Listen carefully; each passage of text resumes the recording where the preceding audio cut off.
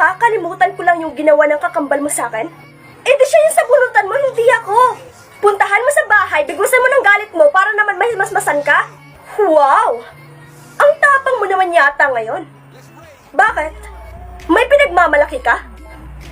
Bakit? Nagsisimula ka na ba mamatakot? Hindi pa ako tapos! Ano ba?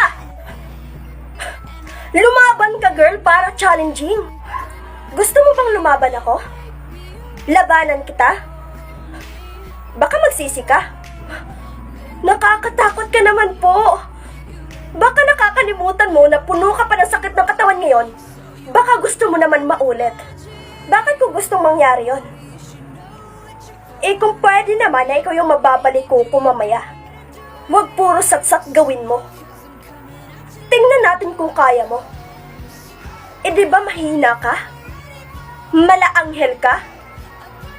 Hindi mo kaya ang mga ganitong bagay. Huwag mo ako subukan, Stephen. Di mo magugustuhan. Wala kang ibang gawin, kundi umiyak. Palaban sa mga ate. Pero paano yan? Wala sila dito. Wala kang kakampi. Kawawa ka naman.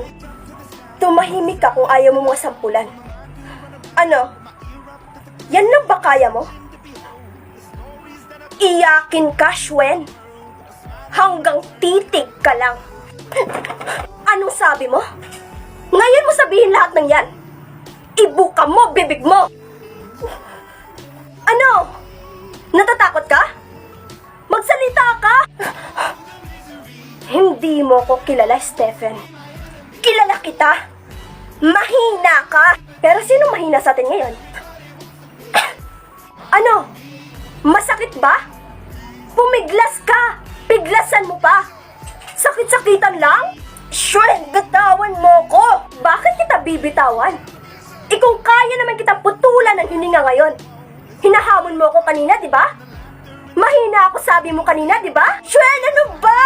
Please! Hey! Hey, hey, hey! Hoy! Anong ginagawa mo sa kapatid ko? Chill! Bulag? Tanga? Stephen, are you alright? Okay siya. Hindi naman masakit yon. Alam ko yon. Artistahin ka lang talaga. Loser. Hey you! Come back here! Ipapatanggal kita sa eskwelahang ito!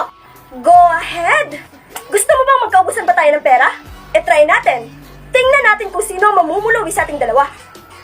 Thank you. Napakasagbahing batang to, walang galang!